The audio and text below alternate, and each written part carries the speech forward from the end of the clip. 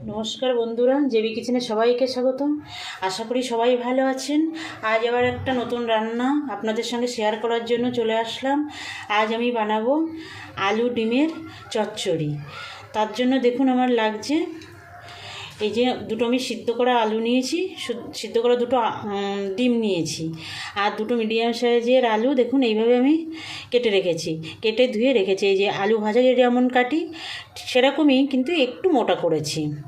তিনটে মিডিয়াম সাইজের পেঁয়াজ কুচিয়ে রেখেছি, লবণ নিয়েছি, একটু লাল লঙ্কার গুঁড়ো নিয়েছি, একটু ঝাল লঙ্কার গুঁড়ো নিয়েছি, বেসন, হলুদ, একটু সানরাইজ শাহি গরম মশলার গুঁড়ো নিয়েছি, ধনে গুঁড়ো নিয়েছি, গোলমরিচ গুঁড়ো, কালো জিরে, সর্ষের তেল। আমি রান্নাটা সর্ষের তেলে করবো, সেই জন্য সর্ষের তেল নিয়েছি। আর আদা রসুনের পেস্ট নিয়েছি 1 চামচ, দুটো মিলিয়ে 1 চামচ। আর এখানে কাঁচা লঙ্কা কুচিয়ে রেখেছি, আর কাঁচা পাকা লঙ্কা চিড়ে রেখেছি, একটা শুকনো লঙ্কা নিয়েছি। তাহলে বন্ধুরা, প্রথমে আমি এই সিদ্ধ আলু দুটো আর ডিম দুটো একটু গ্রেট করে নেব। দেখুন বন্ধুরা, আমি একটা গ্রেটার একটা বাটি নিয়েছি। প্রথমে আমি আলু দুটো গ্রেট করে নেব। সব সময় তো ডিমের ঝোল, ডিম কষা ভালো লাগে না, সেই জন্য একটু পরিবর্তন করার জন্য মাঝে মাঝে এরকম ডিম চচ্চড়ি করলে কিন্তু খারাপ লাগে না, ভালোই লাগে। আমার ভিডিওটা না টেনে শেষ পর্যন্ত দেখবেন, আর আমি যেভাবে করছি একবার বাড়িতে করবেন, আশা করি আপনাদের খুবই ভালো লাগবে। দেখুন আলু দুটো আমার গ্রেট করা হয়ে গেছে। এবার সমানভাবে ডিমটাও গ্রেট করে নেব, দুটো ডিমই গ্রেট করে নেব, এরকম করে গ্রেট করে নেব। সবসময় তো ঘরে বেশি ডিম থাকে না, অনেক সময় কম থাকে, লোকজন এসে যায়, কিংবা পুরো পরিবারের জন্য বানাতে গেলে কম পড়ে, তখনও আপনারা এই রেসিপিটাও করতে পারেন। খেতে দুর্দান্ত লাগে, বানাতে একদমই সহজ।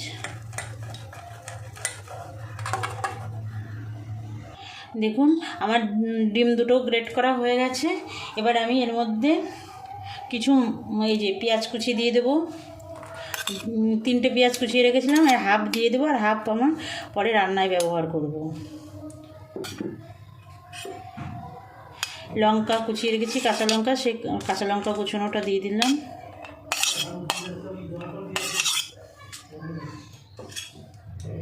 স্বাদ মতো লবণ দেব,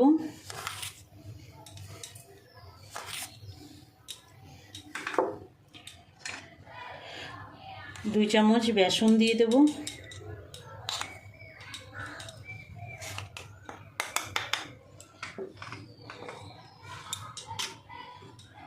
সামান্য একটু হলুদ দেব, এই গোলমরিচ গুঁড়োটা দিয়ে দেব,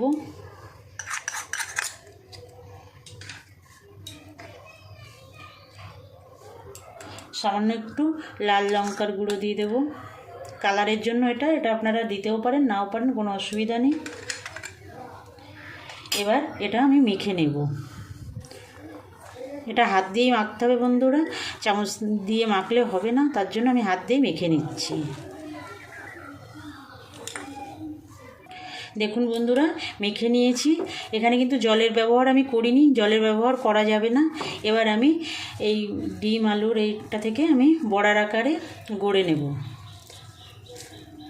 আপনারা আপনাদের ইচ্ছা মতো ডিজাইন করতে পারেন, গোল কিংবা লম্বা, যেভাবে করতে পারেন।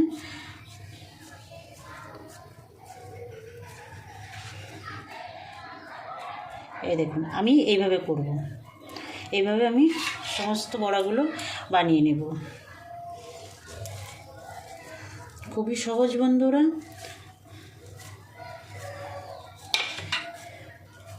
এগুলো আপনারা চপ হিসাবেও খেতে পারেন, ভাজার পরে সেটাও কিন্তু দুর্দান্ত লাগে, চার সঙ্গে খেতে পারেন। এই যে দেখুন, এইভাবে আমি সমস্ত বড়াগুলো তৈরি করে নেব। দেখুন বন্ধুরা, সব বড়াগুলো আমি তৈরি করে নিয়েছি। দেখুন কত সুন্দর লাগছে দেখতে, আর কতগুলো হয়েছে দেখুন দুটো ডিমে। এবার আমি বড়াগুলো ভাজবো। দেখুন বন্ধুরা, কড়াই বসিয়ে দিয়েছি, কড়াই গরম হয়ে গেছে। এবার আমি তেল দিয়ে দেবো। আমি সর্ষের তেলে বড়াগুলো ভাজবো। সর্ষের তেলে ভাজলেই বেশি ভালো লাগে, তবে যদি কারোর সর্ষের তেলে আপত্তি থাকে সেক্ষেত্রে সাদা তেলেও আপনারা রান্নাটা করতে পারেন, কোনো সমস্যা নেই।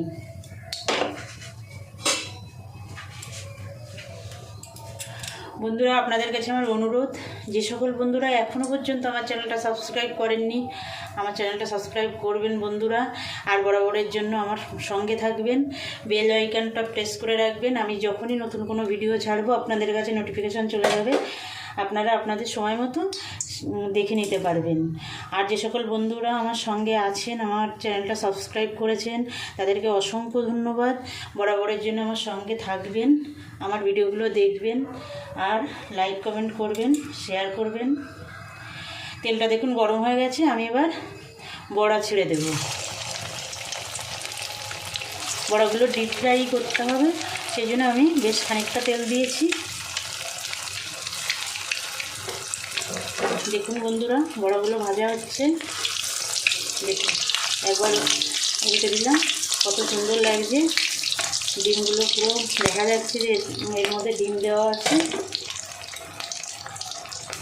দেখুন বন্ধুরা, প্রথম ব্যাচের বড়াগুলো ভাজা হয়ে গেছে।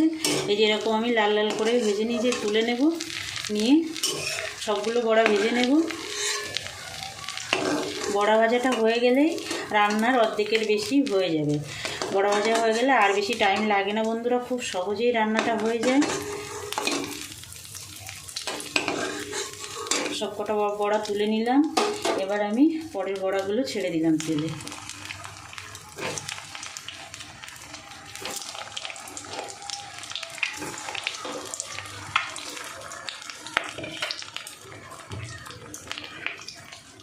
সব কটা বড়া আমার ভাজা হয়ে গেছে, এই সব কটা বড়া আমার ভাজা হয়ে গেছে, তুলে নেব।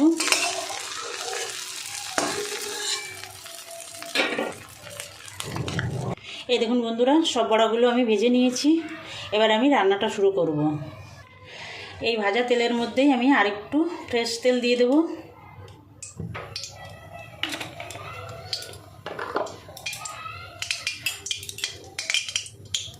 তেল গরম হয়ে গেছে, আমি একটা শুকনো লঙ্কা দিয়ে দেবো। শুকনো লঙ্কাটা একটু ভাজা ভাজা করে নেব।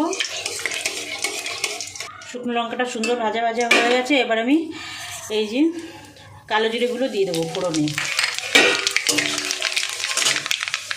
কালো জিরে থেকে সুন্দর সেন্ট বেরিয়ে গেছে, এবার আমি কুচিয়ে রাখা পেঁয়াজগুলো দিয়ে দেবো। পেঁয়াজগুলো একটু ভাজা ভাজা করে নেব। পেঁয়াজটা মোটামুটি ভাজা ভাজা হয়ে গেছে, এবার আমি আদা রসুনের পেস্টটা দিয়ে দেবো। 1 চামচ আদা রসুনের পেস্ট এটা দিয়ে দেবো, দিয়ে আর একটু কষিয়ে নেব। আদা রসুন পেঁয়াজ দেখুন বন্ধুরা খুব সুন্দর কষানো হয়ে গেছে। এবার আমার কেটে রাখা আলুটা দিয়ে দেবো।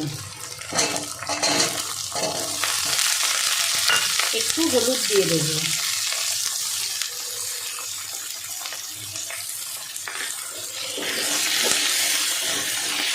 চিড়ে রাখা কাঁচা লঙ্কাগুলো দিয়ে দেবো, দিয়ে একটু কষাবো। দেখুন বন্ধুরা, আলুটা মোটামুটি ভাজা হয়ে গেছে। এবার আমি এই ধনে গুঁড়োটা দিয়ে দেবো। আমি কিন্তু এখানে জিরের গুঁড়ো ব্যবহার করছি না, শুধু ধনের গুঁড়ো ব্যবহার করছি। আপনাদের যদি ইচ্ছা হয় দিতে পারেন, কোনো সমস্যা নেই। এবার আমি স্বাদ মতো একটু লবণ দেব। ঝাল লঙ্কার গুঁড়ো দেবো খানিকটা, আর একটু কালারের জন্য লাল লঙ্কার গুঁড়ো দেব, দিয়ে মিশিয়ে দেব। আর বন্ধুরা, আপনারা যদি চান, এইটা আমি যেমন সেদ্ধ ডিম দিয়ে করেছি, আপনারা কাঁচা ডিম দিয়েও করতে পারেন, আর ডিমের সংখ্যা বাড়িয়ে বা কমিয়েও দিতে পারেন, কোনো সমস্যা নেই।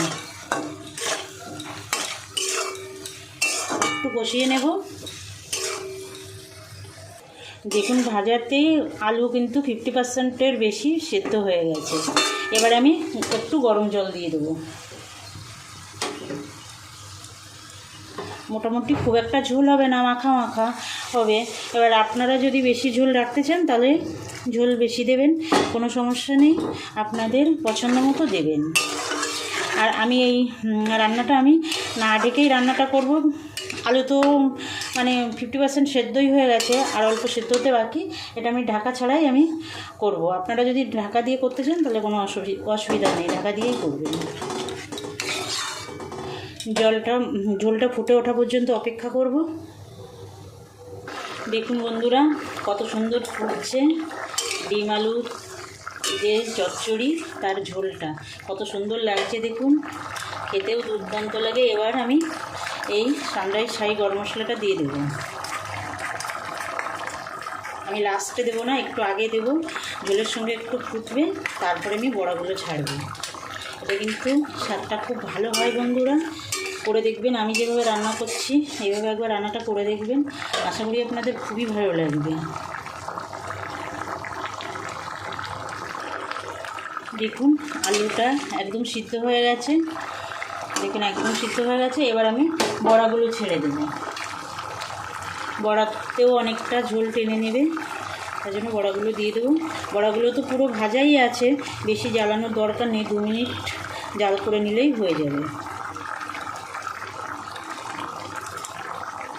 দেখুন বন্ধুরা অনেকটাই ঝোল টেনে নিয়েছে বড়া। এবার আমি অফ করে দেবো গ্যাস, হয়ে গেছে, নামিয়ে নেব। এবার ডিম আলু চচ্চড়িটা নামিয়ে নেব বন্ধুরা। আমি কিন্তু এই রান্নাটায় কোনো রকম মিষ্টির ব্যবহার করিনি, আপনাদের যদি ইচ্ছা হয় আপনারা মিষ্টির ব্যবহার করতে পারেন, কোনো সমস্যা নেই, সামান্য একটু মিষ্টি দিতেই পারেন, কিন্তু আমি মিষ্টির ব্যবহারটা করলাম না। আমার মিষ্টি ছাড়াই এই রান্নাটা বেশি ভালো লাগে, সেই জন্য আমি মিষ্টি ব্যবহার করলাম না। এই দেখুন বন্ধুরা রান্নাটা হয়ে গেছে। এই রান্নাটা ভাত, রুটি, পরোটা যার সঙ্গেই খান না কেন ভালো লাগবে খুবই, তাই আপনারা একবার বাড়িতে বানাবেন সেই অনুরোধ জানিয়ে আজকের ভিডিওটা এখানে শেষ করছি। আবার দেখা হবে নতুন কোনো অন্য ভিডিওয়। নমস্কার।